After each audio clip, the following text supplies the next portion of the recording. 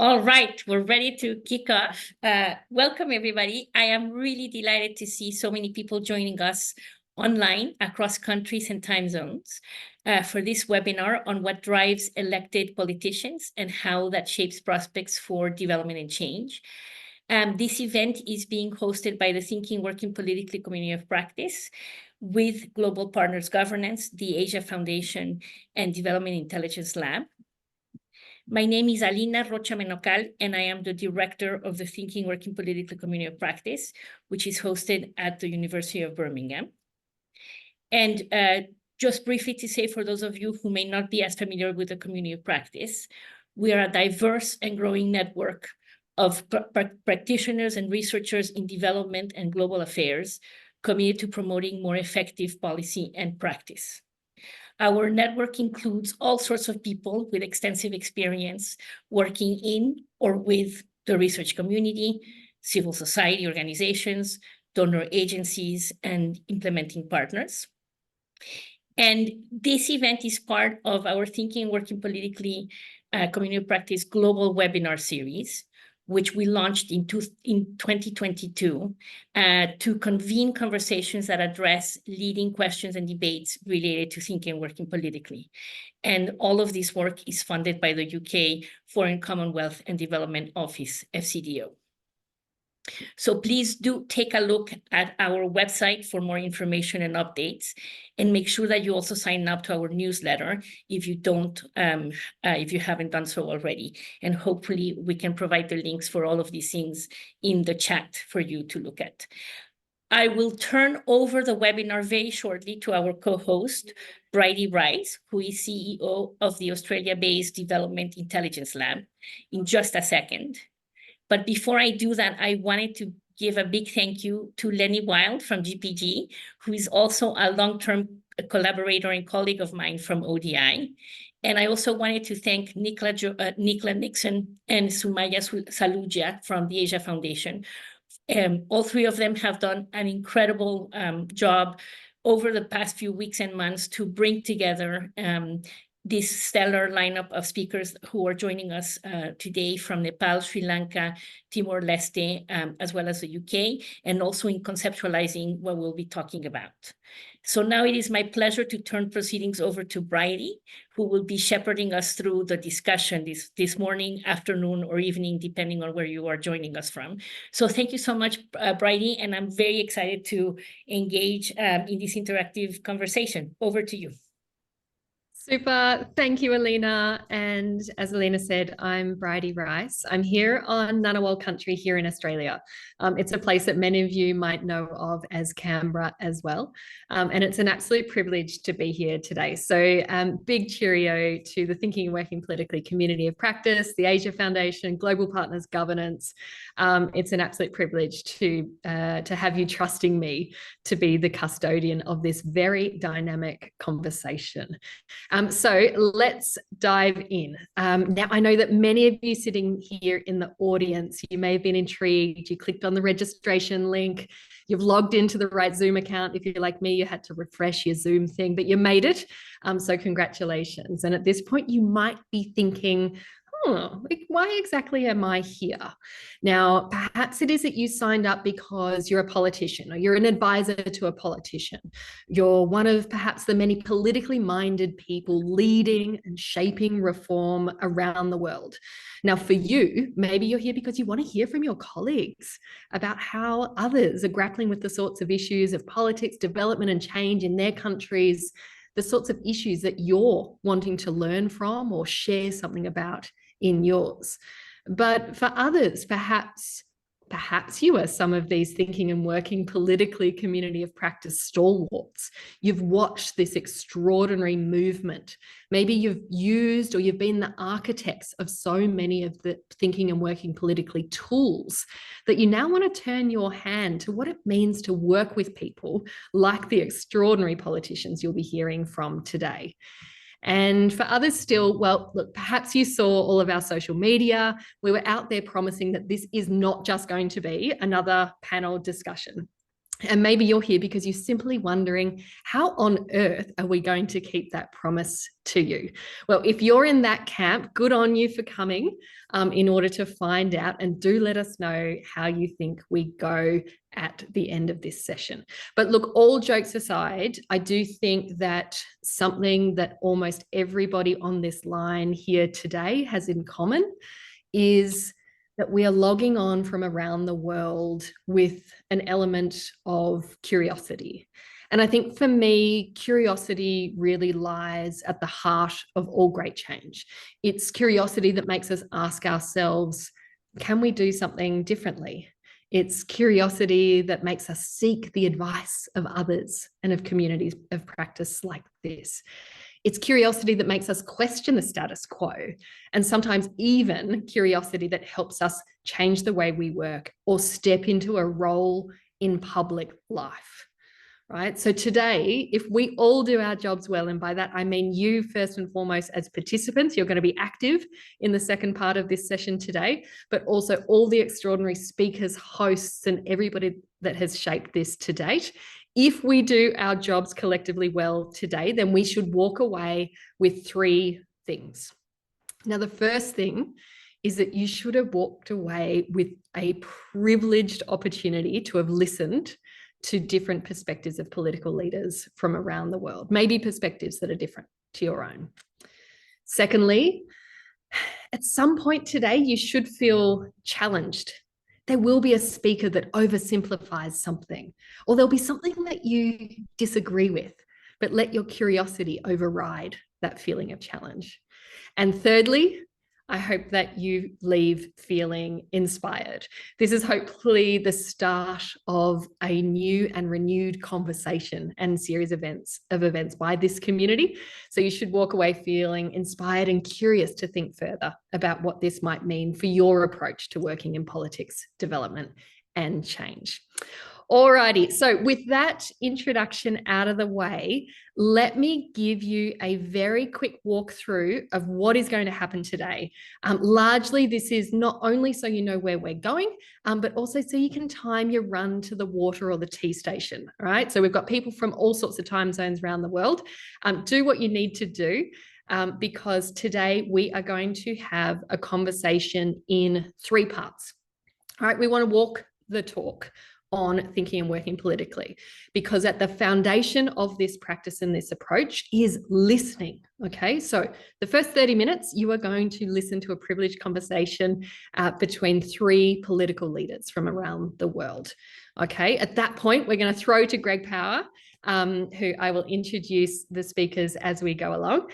We'll throw to Greg to give his reflections on what this might mean and the implications for a development community that wants to think and work politically, in particular with politicians. That's session 1. All right, we'll then shift gear into session 2. And session 2 is being designed to help you think about what you've heard and reflect on what that might mean for your practice. Okay, so we are going to use some live polling. And in that session, what I need you to be doing is putting up your hand and jumping up here with us and sharing your ideas as we go. Okay, so I'll give you further instructions for that session when we get there. All right, so we'll listen first. We'll then think and reflect on our own practice second, before finally we start talking turkey about what all this means for working with politicians in practice. Okay, so without further ado, what we're going to do is invite our 3 political leaders onto our stage, our virtual stage. And what I'll do is I'll introduce each one of them. Now, as we're getting the text sorted so they join the stage, just a couple of final instructions for you as participants. We do want you to put ideas, thoughts, and reflections in the chat.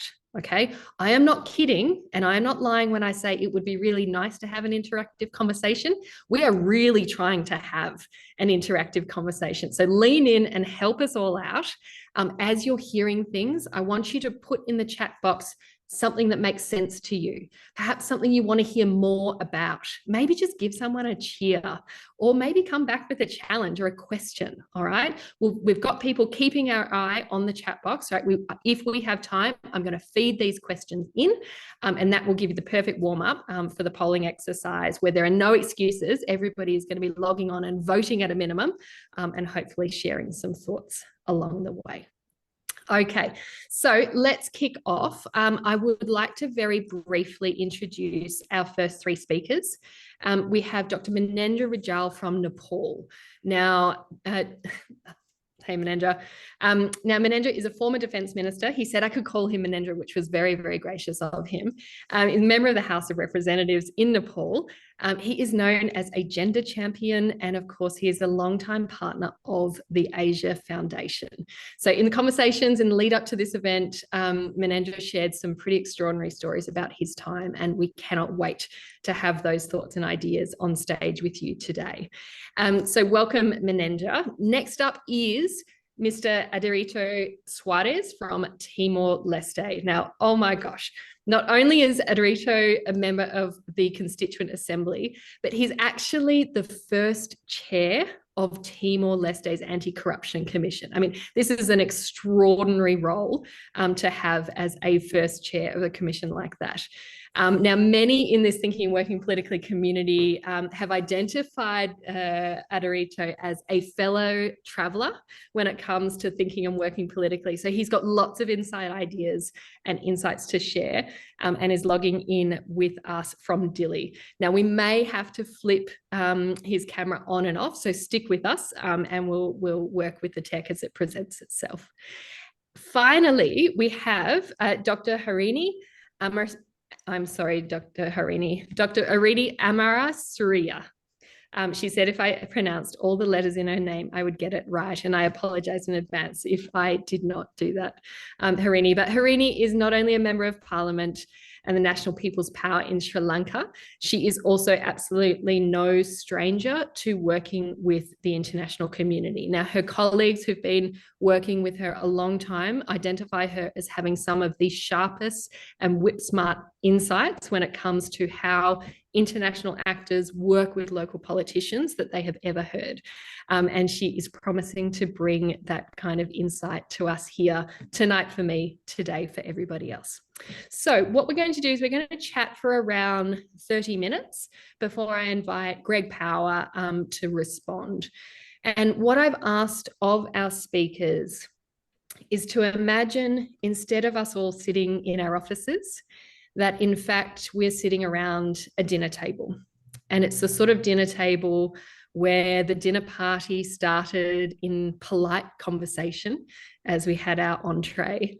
But then as the main course came out, people started leaning in and asking some slightly better questions, listening to each other a little better as well.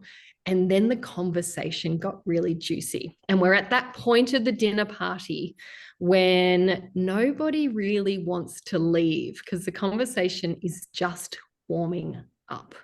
Okay, so this is not a panel conversation. This is a conversation between colleagues who are sharing their insights with each other. And the thing that has just happened is that Minendra has just been, he's leant back in his chair and he said, you know what? I am exhausted. I am at the height of my political career here in Nepal. The time is really, really tight. I have people walking in and out of my office every day. And you know what? Today, a donor walked into my office.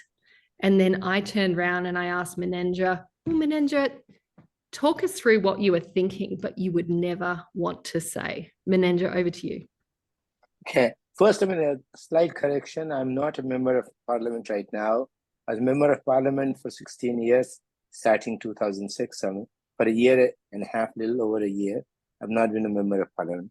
That aside, to me, when I'm in the constituency campaigning or not even when campaigning, when I'm meeting my people, then if anybody walks to my office and says, hey, I want to talk to you, and I'll say, why the hell should I talk to you? Tell me, give me one good reason why I should be listening to you. if you have something that's important for me, that's something that's important for my constituency. If there is something, once I hear from you, and then I can go back to my constituency and say, hey, I have these guys here. They probably would do something good, nice to us. I mean, let's just come together and propose to them. This is what we want to do. We want you to have do for us. I would certainly go directly there, because otherwise, what good is the conversation? I mean, I can be very nice and say, well, I mean, you've been such a nice organization. You've done so many good things, and I'm sure you'll be doing it in the future also. But if I say that, and then you probably would also say something very formal, and then at the end of the day, I will forget you and you will forget me. So, I mean, to really get it going, the most important thing is, as a politician, I mean, anything I do at the national level is important. I make friends through the work I do at the national level, which is really true from my experience also, because we wrote constitution, first constituent assembly could not write, the second, and then we had earthquake, and then everything, variety of things. So leave that aside whenever in the constituency, and even when outside from constituency. If you have nothing that you can offer to my constituency, if there's nothing that you can help me to get extra votes in my constituency, you're not good for me. You're not worth spending time. I can be a nice person, can spend a few minutes with you, half an hour, have a nice dinner with you, maybe a drink with you, and then say, well, it was very nice meeting you. I mean, we'll stay in touch, and I'll stop there. All right, Minendra. Harini, we've heard constituency. What are the tensions? What are you hearing here? And what's it like for you? No, I can completely relate to what Manindra said, because I often have the same reaction when donors and development practitioners want to meet with us, because it often feels as if they don't understand our job. They don't understand that we are accountable to constituents, and they don't understand politics, is what is my frank feeling. So they come with an agenda. They come with their 3-year plan, and that they're trying to see how we can be made use of often to achieve their goals and objectives. So the plan is set, the agenda is set, and say, for example, it's a project about improving women's participation in politics, right? And then they have an idea about what it is they want to do, and they've got a plan, and then they want us to come in as resource persons, for us to come in as, I don't know, like what I would say as flower pots for their agenda, right? The decoration. But what really irritates and frustrates me about these conversations is that you never get to talk about the real issues, right? You never get to talk about the politics, and they're talking to politicians, but you often feel that donors and international agencies are terrified of real politics, right? So they don't necessarily understand or see how politics work. Politics, as it is for many people, I would say, not just for development practitioners, politics is dirty, politics is corrupt, politics is something you stay away from. But then they also need politicians, especially politicians in power, to get things done, right? To move things along. So then they try to engage with us in a sort of a very sanitized environment where you can kind of keep out the hard stuff, the unpleasant stuff that comes about when dealing with real life, as it were, right? So that to me has been a deeply frustrating aspect of dealing with the development sector. I mean, I saw this also as a development practitioner. My frustration with the development sector came with this sense that we're doing deeply political things. We're dealing with social transformation, but we don't necessarily understand that transformation requires a political process and engagement with politics as well. right? Mm. You try to keep that stuff out and engage. And to me, that was deeply frustrating as a development practitioner myself, and now engaging with development practitioners as a politician. Harini, let's stick with this idea of social change and transformation. And Aderitu, I want to come to you. What can you describe for us a moment of change that you witnessed in your country? Something that you didn't think could have happened, but it did. And tell us what made it work.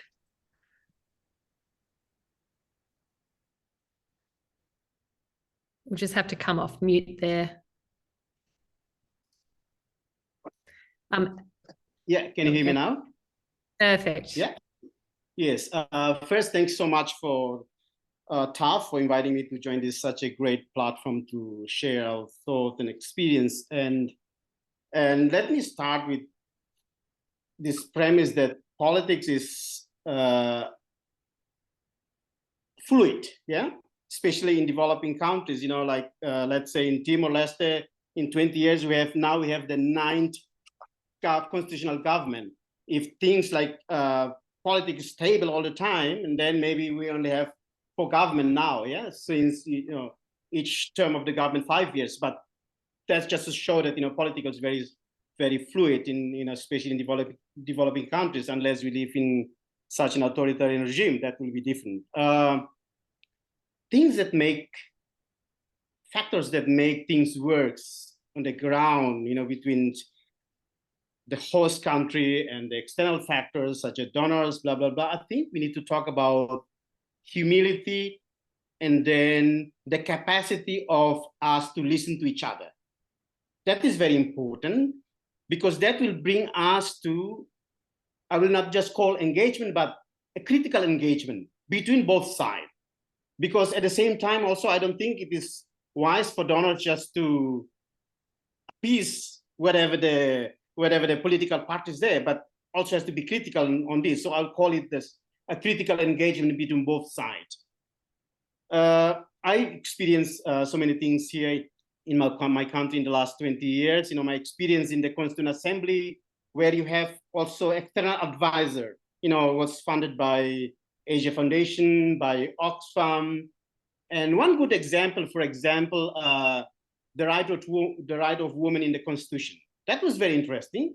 It was, you have external actors like, Oxfam at the time, but they deal very well, kind of genuine and open communication with women's organization in Timor.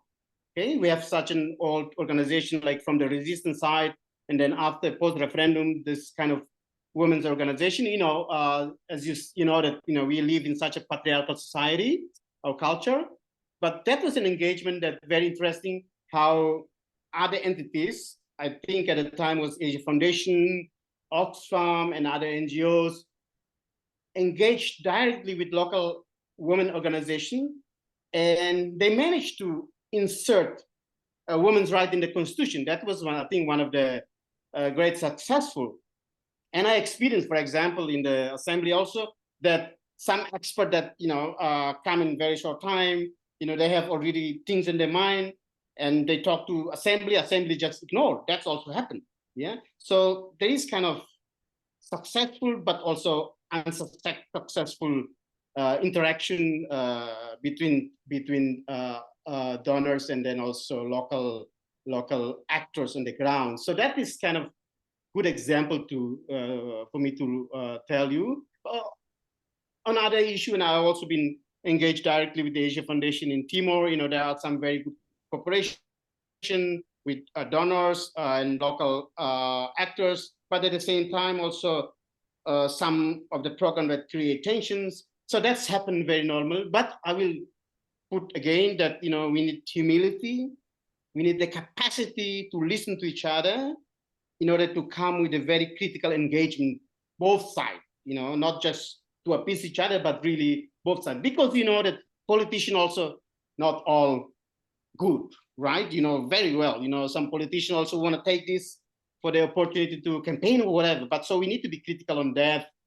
And I think that was the whole notion that, the political economy analysis is from day one to last day of our program, of the whole cycle of the program. I think that's something that we need to take into account seriously.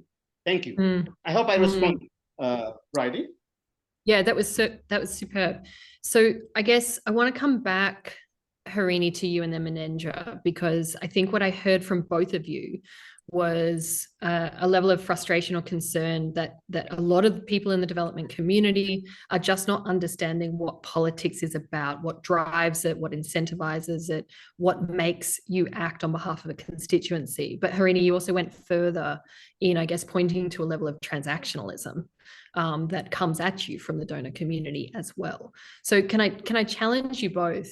If the boot was on the other foot, if you were leading a development organization in your country that wanted to support a political reformer, what would you do differently? How would you approach yourself? Over to you, Harini, and then Manendra.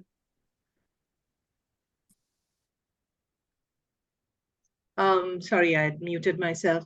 Now, I think for me, there were two options. One is that to kind of, to temper your ambitions, as it were, as a development agency about what you can and cannot do. So sometimes I felt while working as a practitioner that our ambitions were huge, and our ambitions were about sort of transformative kind of work that can only happen, in my view, through a political process, right?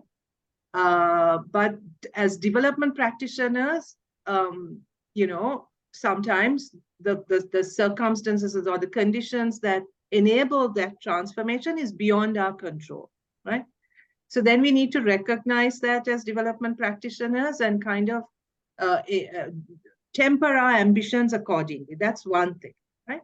But the other thing is also then to understand that there is no real, sort of this, that politics is everywhere. We tend to think of politics as happening in a politician space, right? But there's politics in development practice also, right? There's corruption, there's nepotism, there's exclusion and all of this within development practice as well, right? So we are not in some purist space where, the sort of dirty work of politics is external to us, right? So in a sense, I think we need to really have a serious conversation then. If we are serious about the kind of transformative work we want to do, then that process is inherently political.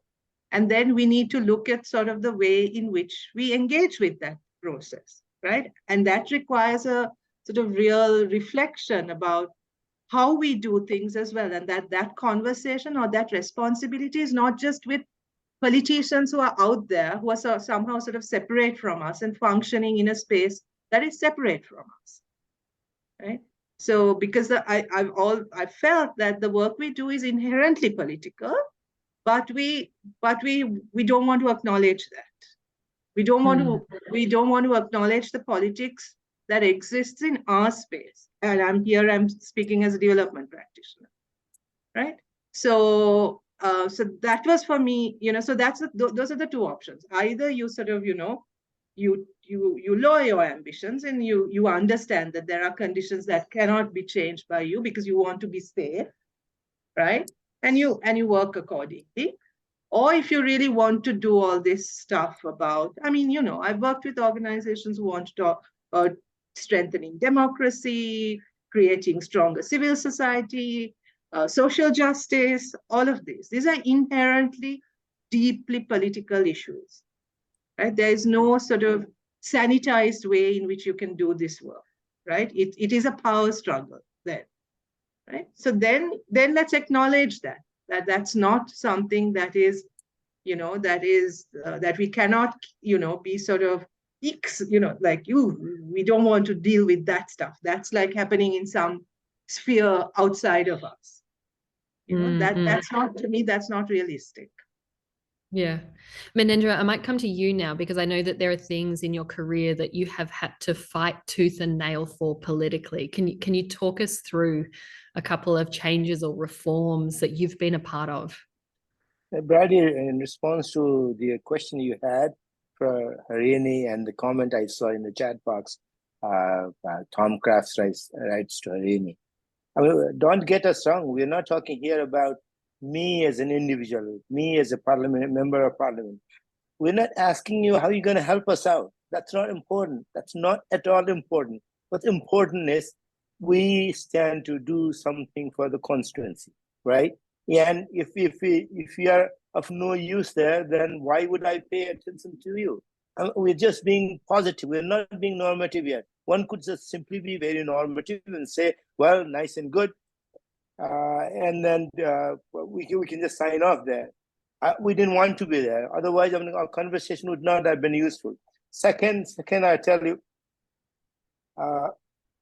in terms of creating awareness about issues, let's say climate change, gender empowerment, or any of the issues. I mean, yes, it makes sense that you get to hear to a lot of NGOs and then creating awareness across a larger group of politicians. That's very useful. And then again, at the same time, you have to also understand there will not just be one NGO, one organization working on that particular issue. There will be many others who will be working on that particular issue. So, I mean, for getting an attention that you want to get an attention from a politician, then you have to have something to offer. For example, when last time, in my earlier stint as the member of parliament, one of the organizations, they came and offered to me, well, we can organize 5 meetings with your constituents. We'll hold a meeting, we'll invite everybody from civil society to members of other political parties and local government representatives, and then ask them what is important for them and ask them what they would like to see you do. I mean, that was very useful. I could relate to that work. And at the same time, I guess, I mean, Brady, you want me to move back to some of the important things we did at the national level also. For example, I mean, we wrote constitution. First time around, I mean, as a member of Constituent Assembly, we could not write constitution. I mean, I was a member of the special committee to oversee the integration of Maoist army competence. We got some of that work done in the first Constituent Assembly. And then we had to hold the election for the second Constituent Assembly, and then second Constituent Assembly finally could get put its act together, and we got the Constitution. But before we were pretty close to writing the Constitution, there were some disagreements. Some political parties had walked away from the Constituent Assembly. They were saying that they're not coming back. Some others were not very sure if they wanted to. Between us and the second largest party, we had a 2/3 majority to get the Constitution done. One of the things we were hearing from the second largest party was, let's get it done. And Prime Minister, who was president of my party, he said, no, we don't want to do this Constituent Assembly, then there has to be some understanding. And when he was trying to do that, he was basically trying to reach out to everybody. All of a sudden, what happens is we witness a huge earthquake. And then earthquake creates a feeling that, well, I mean, we are all in together. I mean, there's much larger things that are at stake. I mean, it's not the Constitution's important. Government institutions are important. Delivery of services are important. But I mean, something as calamitous as earthquake could be, I mean, it could take anything away. So that probably gave us an opportunity to think through what we could do for people. And then we could basically come together and write constitution. Even the parties that had walked away, some of them came back, some who didn't come back, after the constitution was promulgated, they participated in the election. That aside, I mean, I don't want to extend that conversation further, but one more thing I certainly need to say is, well, these are very difficult, small processes. You take one incremental step. But when you do that, you keep in your mind that there are people who will be voting for me if I do not do anything. If I only have a visibility at the national level, that's not going to help me much. I have to get the votes from them. I have to win the election. That's always important. And if you do not keep that in mind, then there are many other NGOs. Just like For NGOs, there'll be many politicians. For politicians also, there'll be many NGOs. So many, here we're talking about many-to-many relationships.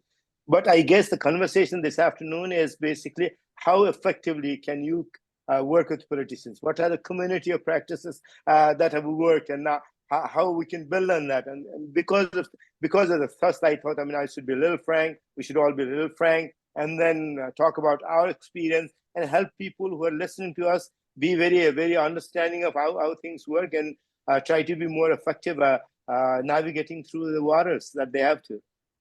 Yeah. Aderitu, I want to come back to you. What are you hearing, and what's resonating or perhaps different about your experience? Yeah, I guess I have one question for us to rethink. I mean, of course, we have to deal with with politicians. We know that politics is not something homogeneous. Yeah, one color. You will have parties in power, but then you have opposition. I guess we need to make balance of that, and I think the start to do that is map the landscape of politics of each country where we work. To understand who are the power holders, who have the more influence, if you want to approach, but also important to understand the different political system from one country to another country. You have, like in Timor, you have semi-presidential, where you don't have like really members direct contact with responsible directly to their own constituency from each region, whatever, but you have party lists. So you have, in this case, like you have to think that the leader of the party are the more powerful.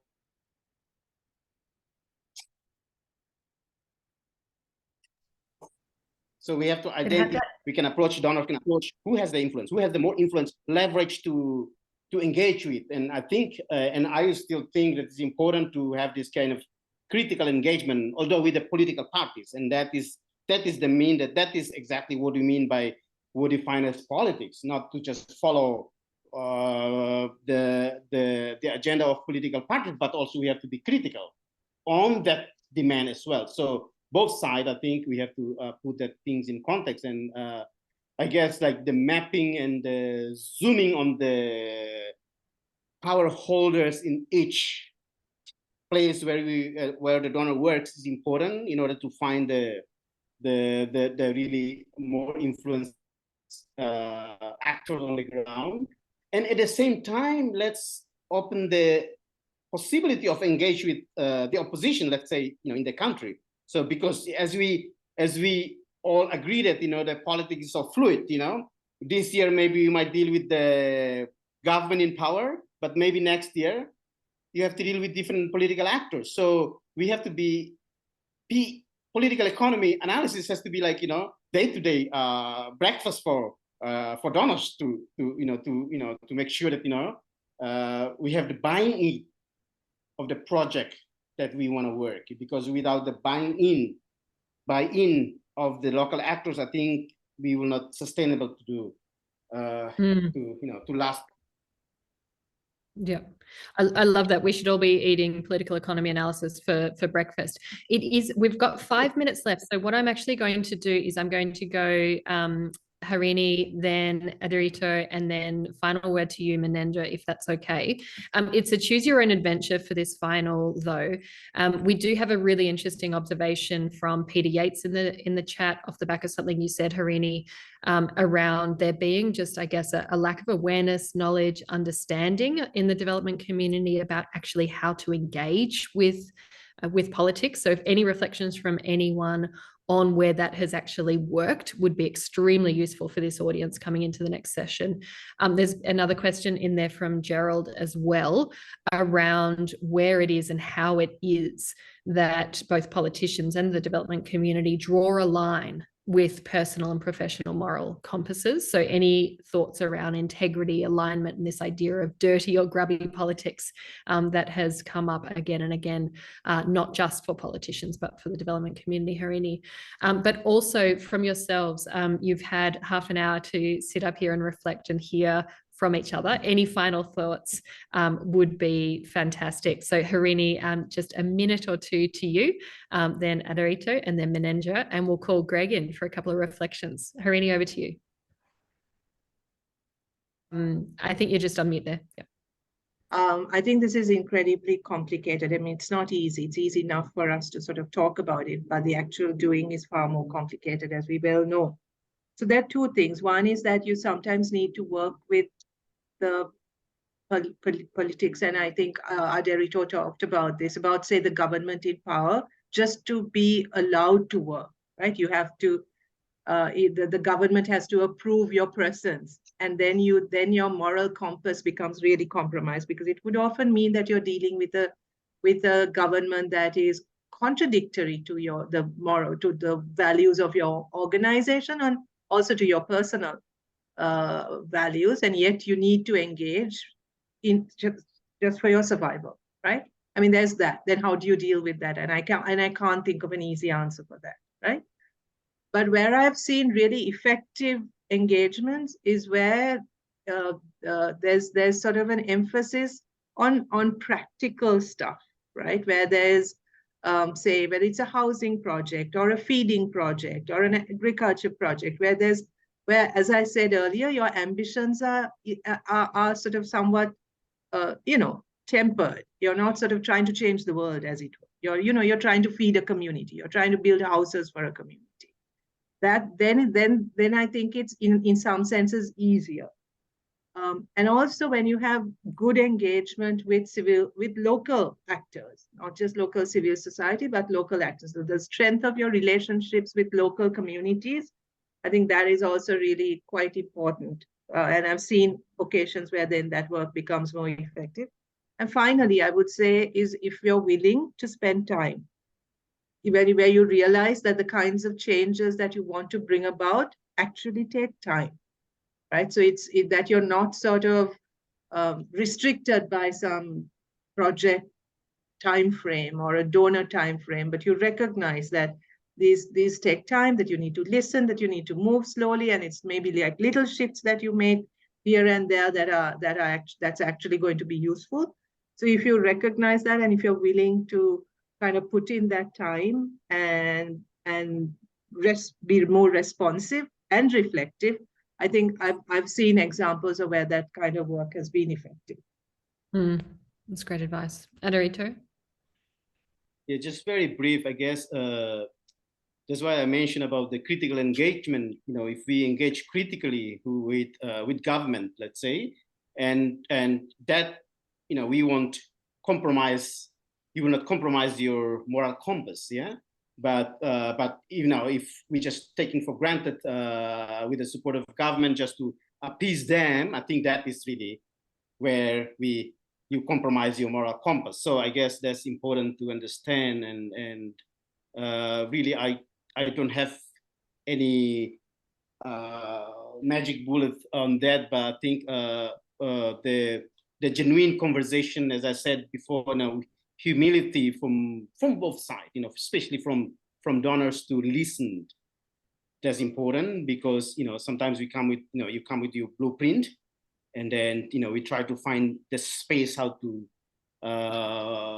pass the blueprint. I think that is a very bad strategy. I guess with humility and with be a good listener to engage in critical way, I think that will help mitigate all the problem that not all the problem, but at least put a good context how the donors operating in such a situation. So that is kind of general thought for myself.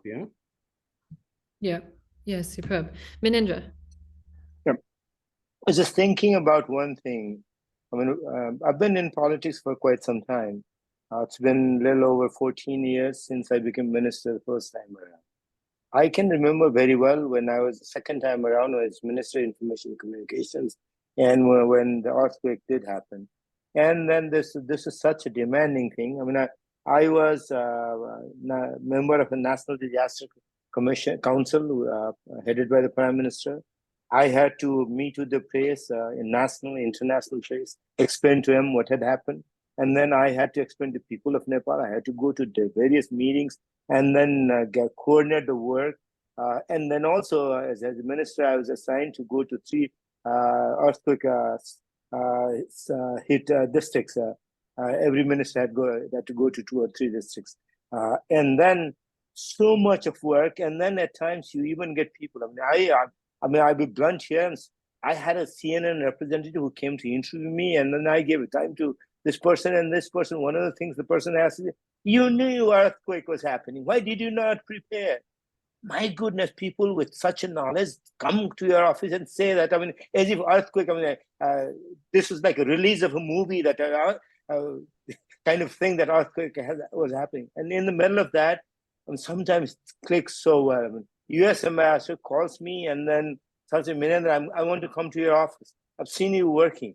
I want to help you out. If there is anything I can help you out. And he comes, and then he comes to the entire team, USAID and many others, and says, well, I have seen how difficult it has been to get the message out, how difficult it has to inform people about it, and how difficult it has been to get the work done.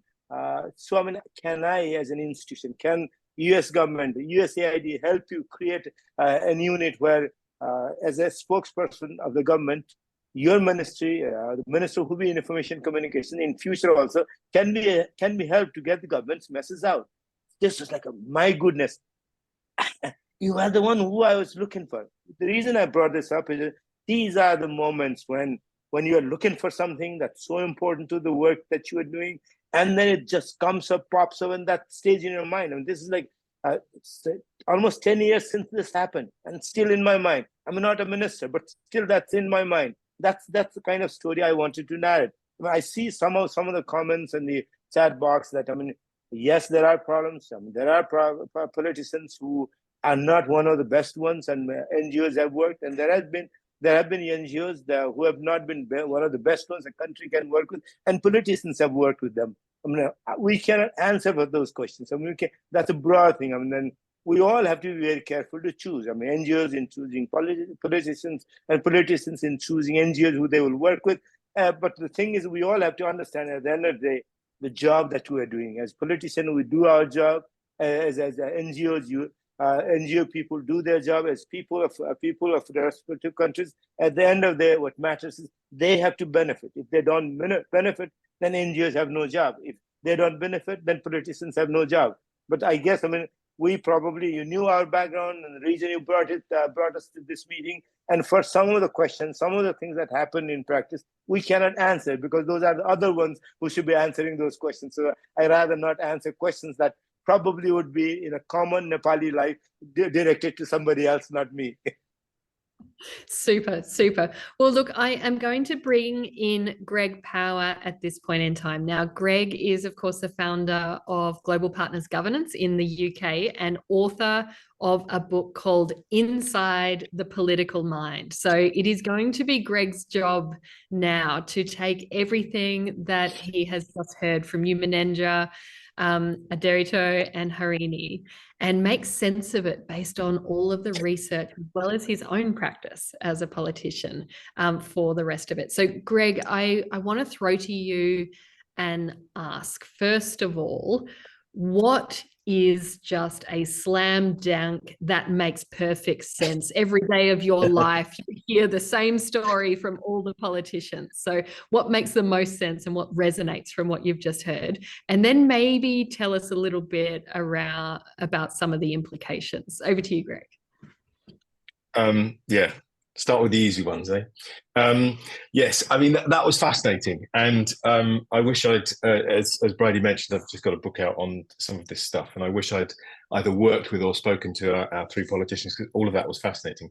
Trying to turn this into something sensible is going to be a little difficult because there's so much rich stuff there. But I think I'll try and make 3 sort of broad points about some of the similarities I see everywhere working with politicians, and then sort of try to answer some of the comments that are up here, that are coming up in the chat box about where this takes us and what we do. I should explain. I mean, the reason I wrote the book is, I should plug the book. That's the book. The reason I wrote the book is partly because there were I've always found there's quite a lot of misunderstandings about what politicians do and why they do it, and that's partly born out of my own experience. This work that we do with GPG is sort of the third part of my career. I started in sort of NGOs and think tanks, then went into government as a ministerial advisor and have been doing this for the last 20 years. But what's run through all of that is an activism in party politics in the UK. And the gap between what politicians looks like when you're looking from the outside and what it looks like when you're on the inside is very, very different. And I think there are three broad points which come out of what our panel have said, and some of the misunderstandings that exist. The first is that there tends to be an assumption that politics will work according to the formal rules. That there's a lot of focus on the institutions and on the constitutional roles that politicians play. As all of our panel have said, most of what they do actually exists outside of those roles. A huge amount of what politicians do is informal, because in places where the state is not working perfectly, politicians have to fill the gaps. And in order to do things for their voters, for their constituents, they need to go around the state when the state isn't working effectively. And this tension between formal institutions and a highly informal political context creates some anomalies which look odd to outsiders. And it's easy to perceive it as corruption, as vote buying, as clientelism, when actually it's far, far more nuanced than that. I was talking to one of the book opens actually with a conversation I had with an MP in Nepal, where I said to him, what sort of things do voters need help with? And he looked at me and said, well, I once bought someone a cow. So I said, well, why'd you buy him a cow? And he looked at me very levelly and said, well, because he needed a cow. That was part of his job. The assumption was that he needed to do that. And the book goes through a number of these things where MPs are responding to the expectations of the voters as to what they need at that time. And that's a very important point, which I'll come back to.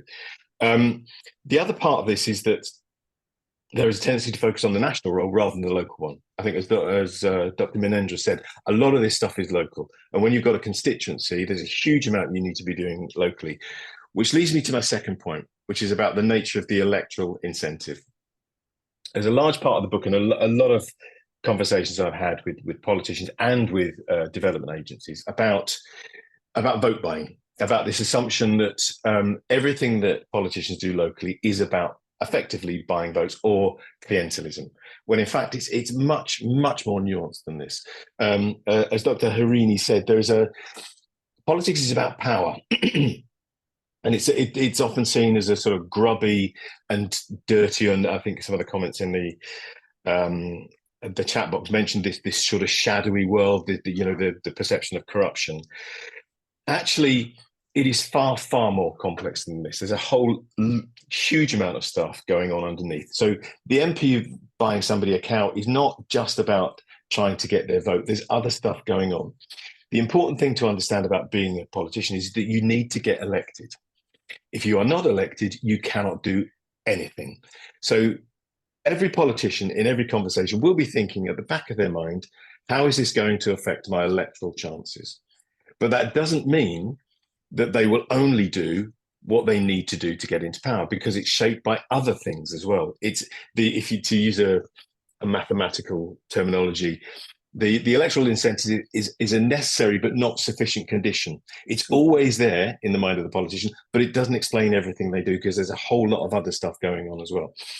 And it means that what politicians do also expands way beyond what the assumptions are about what politicians should be doing. The book has three central chapters, one on constituency work, one on political parties, one on Parliament. Now, MPs have a role.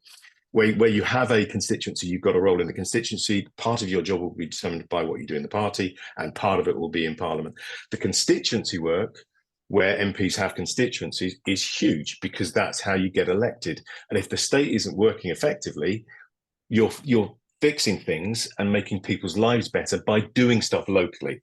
I've just been given the 2 minutes, right? Okay, I'll try and rush through very quickly. The book suggests that that constituency role has 4 broad parts: cash machine, caseworker, civic leader, and catalyst. None of that you will find in any textbooks about what politicians do, but it's a huge amount of what they're expected to do. The third point related to all that is understanding accountability. I think, as Dr. Harini said, you're often called to do things by NGOs and civil society organizations. What they often don't understand is that the MP is far more accountable to people than any of those NGOs or CSOs. They have to account on a daily basis. And it's important to understand the norms within which politicians are working. Although that what might look like vote buying is going on in some places, social norms determine what MPs can and can't do, what's acceptable and what's not acceptable within a given context. And what drives a lot of that behavior, I think, is 3 things. One is what is socially acceptable. Secondly, what is personally rewarding for the politician, and we can't forget that either. And thirdly, what is politically advantageous. The last point I'll make, if you'll give me the time, Bridi, is understanding of the way in which politics works in other places is a bit like traffic, understanding traffic flows. Because if you look at traffic systems around the world, they all have broadly the same road furniture. The rules of the road, in theory, are all pretty similar in every country. The way that people drive is completely different. And learning how to drive in a different country is not just about, following the road signs, but understanding what's going on in the head of every other driver in that city. You need to understand the norms and the expectations that other drivers are working towards. The problem with that, that's if you like the first broad point. But the problem is, to extend this traffic analogy, as we all know, in many cities that traffic often gets stuck. And you're constantly in traffic jams, and so therefore drivers start doing things which extend those norms you find shortcuts and workarounds in order to get to your destination more quickly. The problem is, in doing that, you're often making the traffic jams worse in the long run. But faced with a difficult journey today to get to your destination, you will do what you need to do to get to that destination. And that's the situation that lots and lots of politicians find themselves in. It was summed up by a Tanzanian MP who said to me, "What else can I do? This work is really important. Some people who come to me, if I don't give them money today, they won't eat.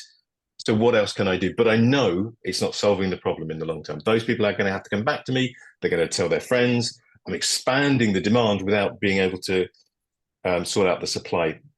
The key sort of conclusion of the book is that if you're going to try and engage with politicians, it's not just it's understanding what's driving them to do what they're doing today. How do they get to their destination today? But we need to be finding ways of improving the traffic system as a whole. A lot of the solutions, a lot of the challenges they're dealing with cannot be fixed at the local level or by the actions of one MP. It will come from a stronger state and better state institutions. But those institutions only get stronger when politicians want to make them stronger. And faced with a difficult journey today, you just do what you need to do. It's the collective action problem at the heart of all this, which is about aligning personal interest and political. I'll finish there. Thank you for your patience, Bridi. Oh, that's a superb note to finish on. Thank you, Greg.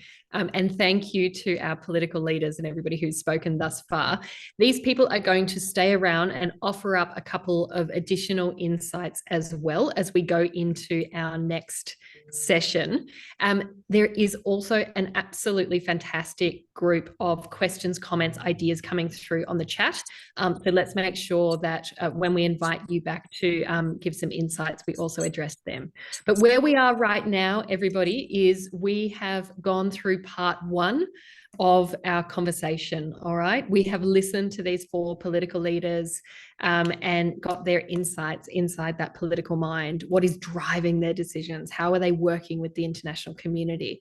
But it's time to switch gear a little bit now as well. And it's time for us to have a think and a reflection on the job that many of us do. As I said before, whether you are a political leader in your own community, you're working closely alongside them.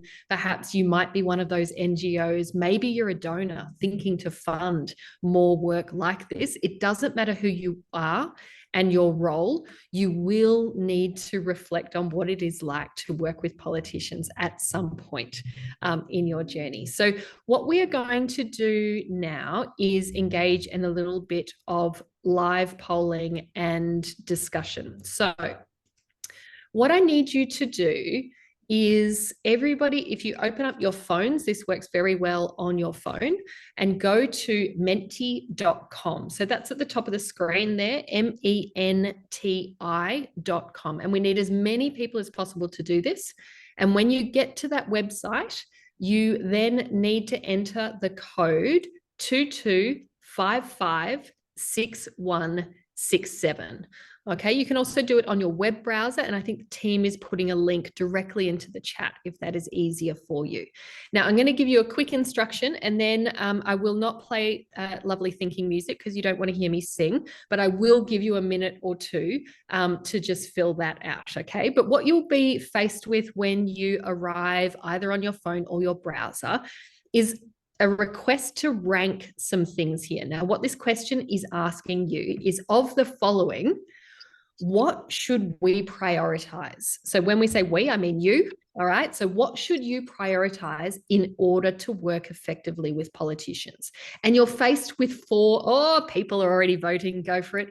You're faced with 4 really different options, okay? So for some of you, you may have listened to this today and you might be thinking, you know what? The thing I need to prioritize the most is actually the connections between our local partners, right? And the existing political communities. We had a great comment in the chat around shadow communities. Greg has been talking about understanding the traffic and the driving of politics as well. That might be you. For others of you, it's actually, you know what? We just don't have the understanding. I think we should prioritize the familiarity with people, power, politics, and the complexity of politics as well. For others, you might put a priority on, you know what? Actually, it's our existing programs and approaches that really need to be improved or expanded. And for others still, you might want to focus more on the ways that we can be more flexible to seize those opportunities, like what Manendra was describing to you. Okay, so we've had 14 people vote so far. I want heaps more votes. So I'm going to give everybody around about a minute or 2 of quiet time. So think of your own practice, where you are in your career, all right? At this point in time, if you wanted to work more effectively with politicians, then what is it that you would prioritize? You can see there, if there is something that is not up on that screen that you think is actually much more critical, I want you to vote other and then share some of your insights in the chat box. But for now, we'll just give a minute or 2, and then I'm going to call in Hirani for you to just reflect a little bit about the results that you're seeing just for a minute. And then I'm going to call on Ramani as well to do the same. And then we'll move to the next poll and call on to 2 more of our speakers. So just some quiet reflection for a minute or so.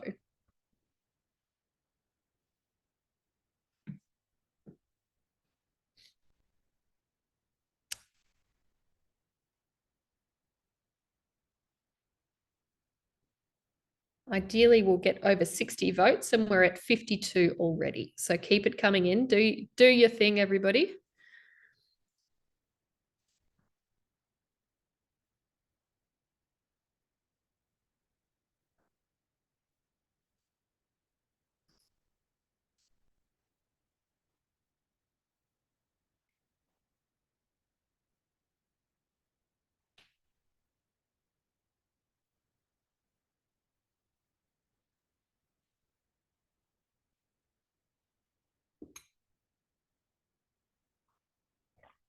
All right, so keep those votes coming in. I really want to get to 60, which means we need 6 more people voting here.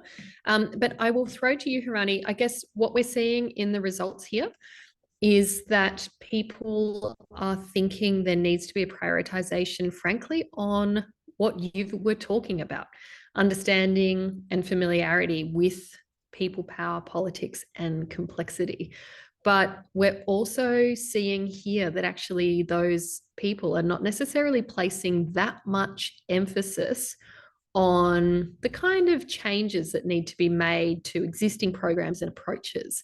How do you make sense of this result here? Over to you for just a minute or two. I mean, I think that's perfectly understood. I think this is really encouraging, this result, because you can't change something unless you first understand it, right? And I think what people are saying here is that they need to really understand what's going on. And this is something that is really important as for development practitioners to understand how politics works and the complexity of the societies that they're seeking to change as well. And so I think this is really interesting that people are prioritizing the understanding over everything else, because otherwise we go back to that very transactional relationship that I think all of us agree is not effective or not useful, and that there needs to be more nuanced ways of engaging with politicians. And here I just wanted to add something, and I'll stop really soon. Just to say that I don't think this is not just about working with politicians.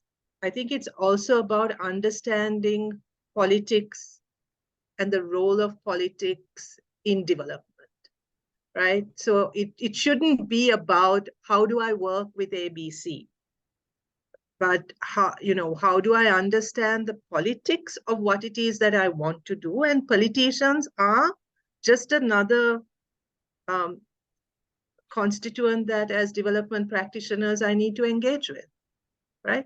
I mean, if you understand that, I mean, maybe you don't even need to engage with a politician, as it were, right? But you need to engage with power.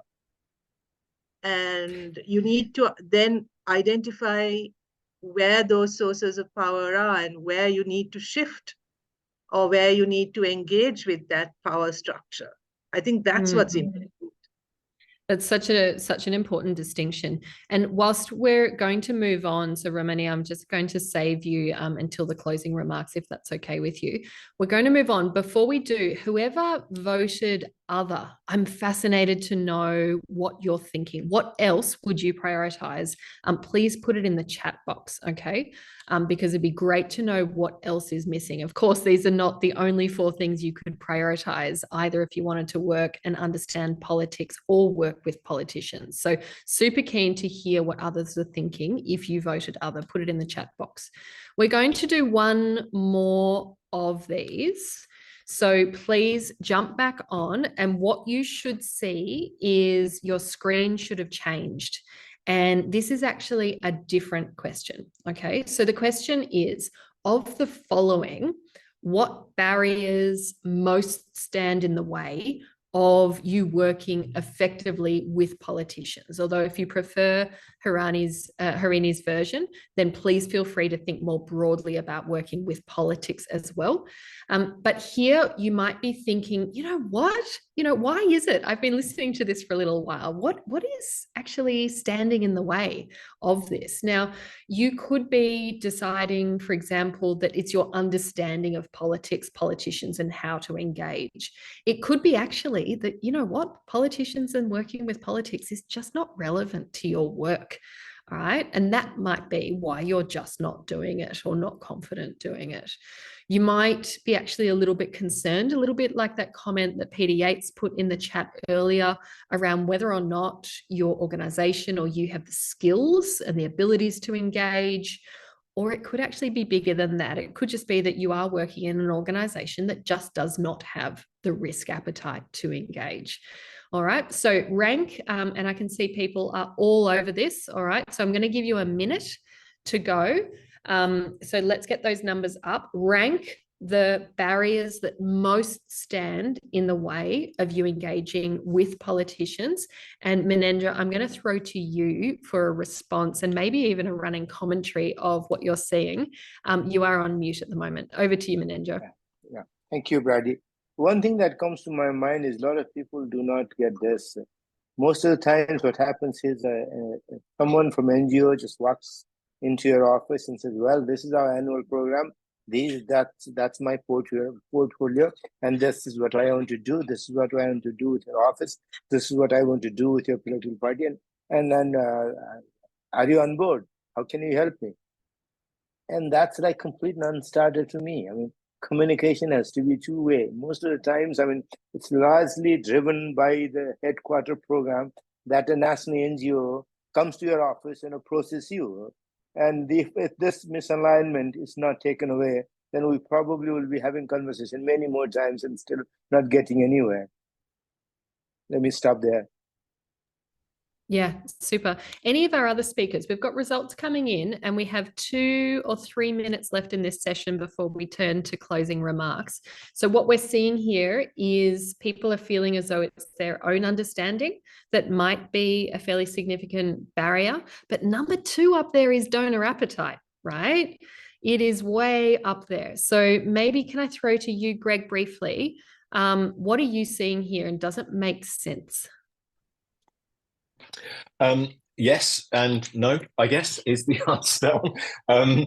Yeah, no, I think the part of the reason for the book was to try and explain that politicians are human and motivated by all the same things that we all are. I think if you're as I said, if you're at the beginning, if you're looking in the outside from politics, it can often look scary, shadowy, difficult, complex. Actually, there's a whole host of human things going on there which are relatively straightforward. It is important to understand where power lies and who holds it. But the key thing, I think, it's the understanding of that, I think, is it's not a science. It's a human. It's to do with human behavior, which is what a lot of the book is about. And I think the numbers 1 and 2 sort of interact with each other and sort of reinforce each other. This donor appetite is, I think, because a lot of the comments that were made, because politics and power looks contentious, difficult, grubby. And there has always been a wariness about engaging with power, I think, by the donor community and political power in particular. So I can understand both of those things. I think they're both, as the book explains, soluble. But I can absolutely understand. All right. Well, at this point in the evening, we have a major problem, which is that as the organising committee, we weren't sure if this polling and conversation was going to work or not.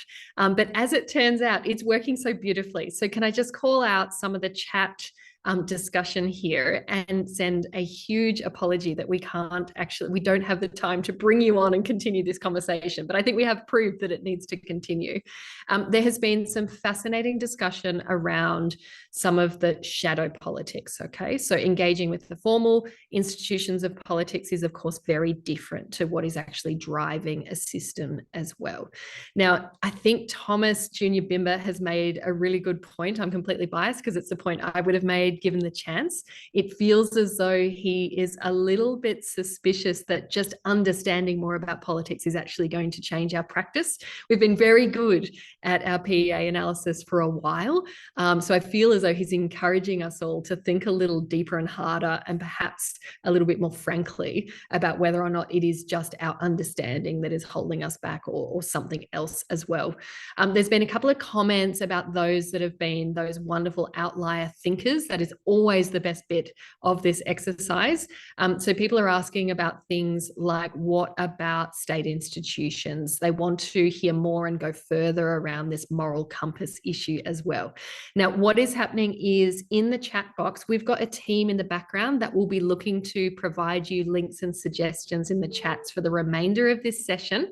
But what is also going to happen is that the team is going to grip up all of the content in a reflection piece. I understand it will probably be published with the Thinking and Working Politically community. All right, so you will get more takes on this.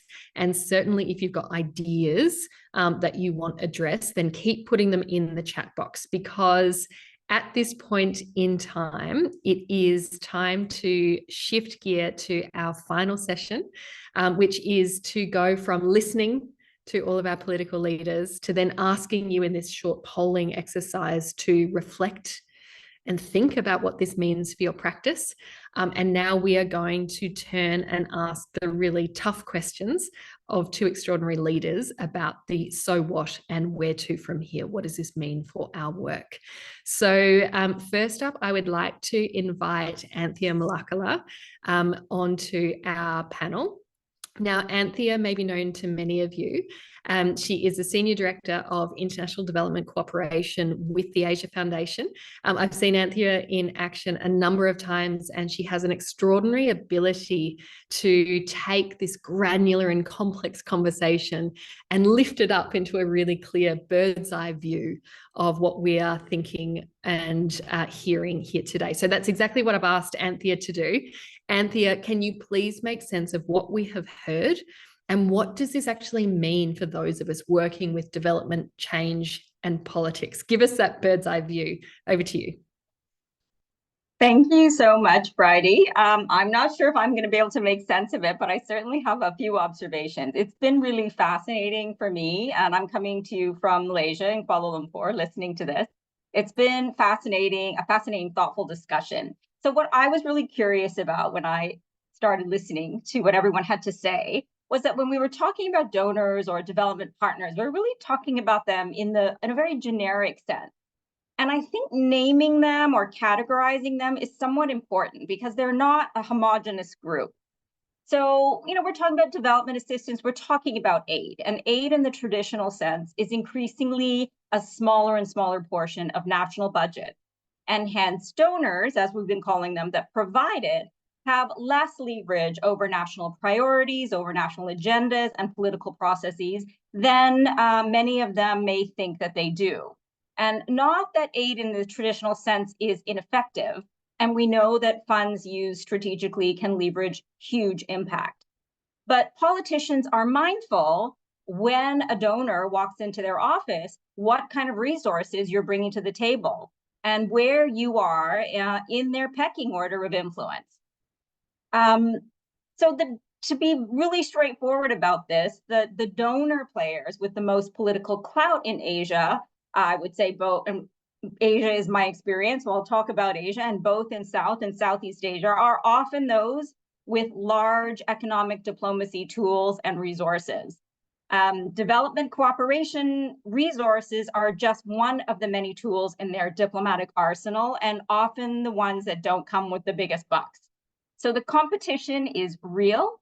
And if we want to name them, definitely the US and China in Southeast Asia are the big players, and India and China are the big players in South Asia. And all the lesser actors really need to have a better understanding of where they sit in the hierarchy of importance with busy politicians. And politicians use different strategies to navigate these dynamics. Hedging is very common to try and garner the resources, whether financial or other, that they need and want by playing one power against the other. So which particular donor or power is in favor tends to depend on the government in power in the particular partner country. And when political parties align differently with one power and the other, as we know has been the case in the past, as in Sri Lanka, in the Maldives, in Nepal even, development gains may be lost or compromised because politics get in the way. So donors, or at least the ones we are talking about in this call, aren't always tuned into these dynamics.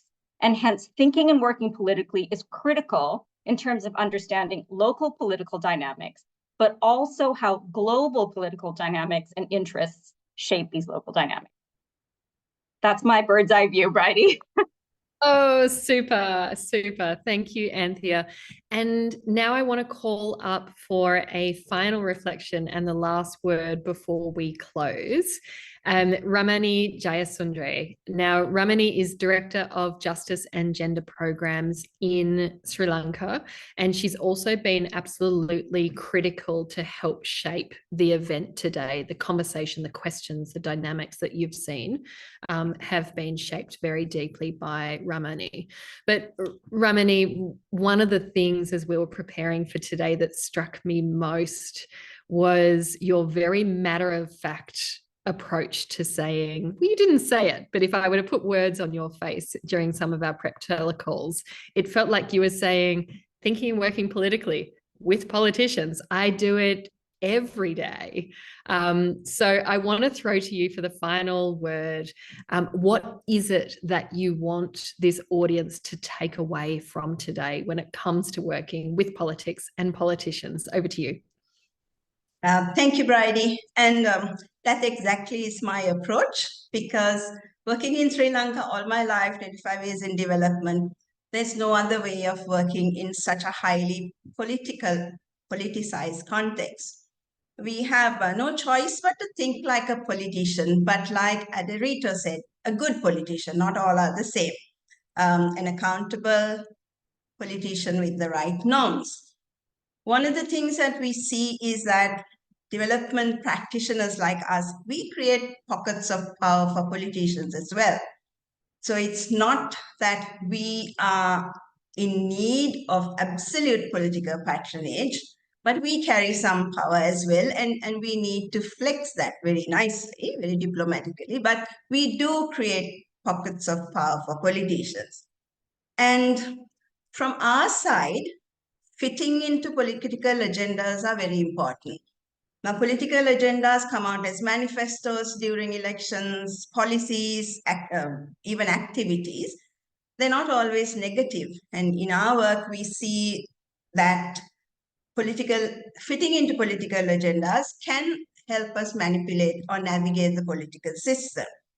And how do you draw the line between political patronage and support? Both ways, by politicians, by us, is a thought that we always have.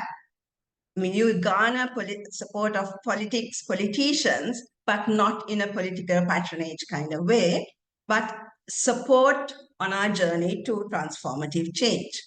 And how do you remain apolitical in doing your work in highly politicized countries like ours?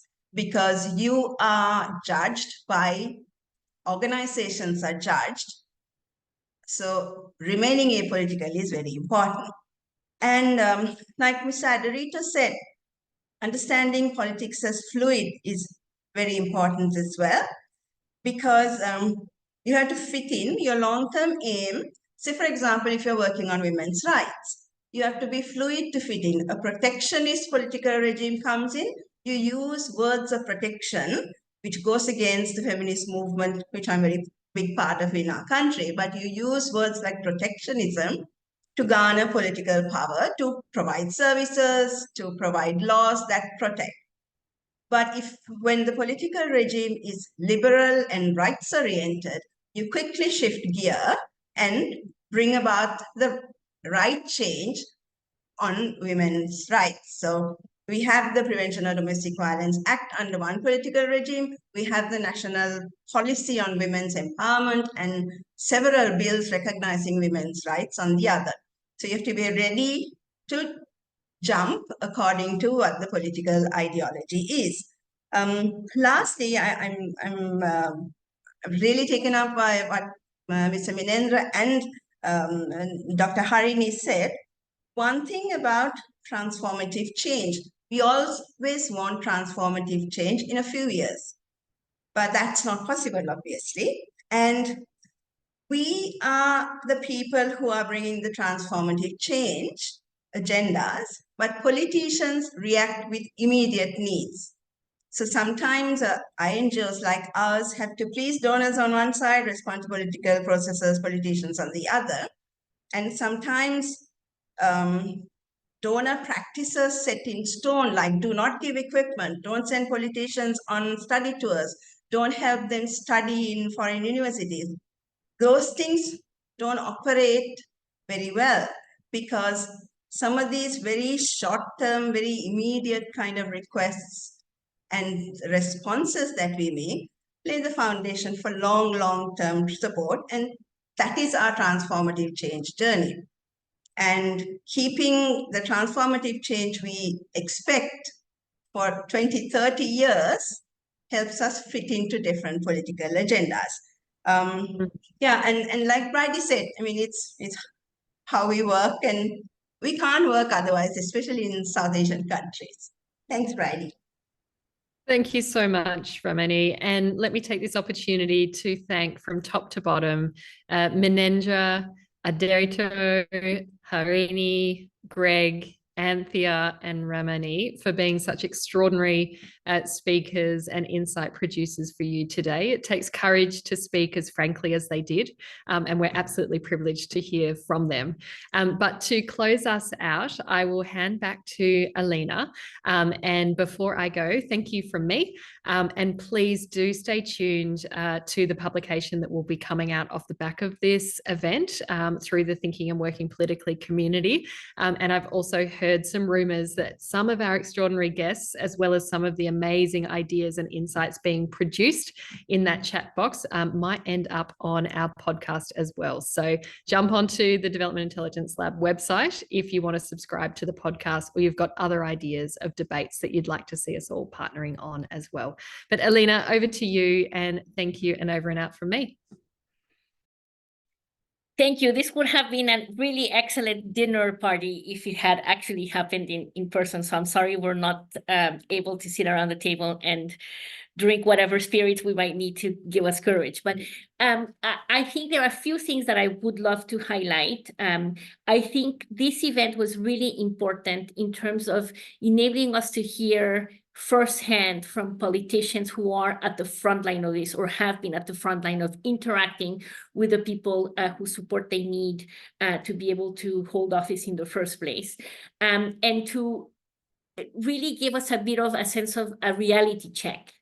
And some of this, as some people said in the chat, might be issues related to corruption and what have you, and function in very opaque to the outsider ways that are sort of hard to understand.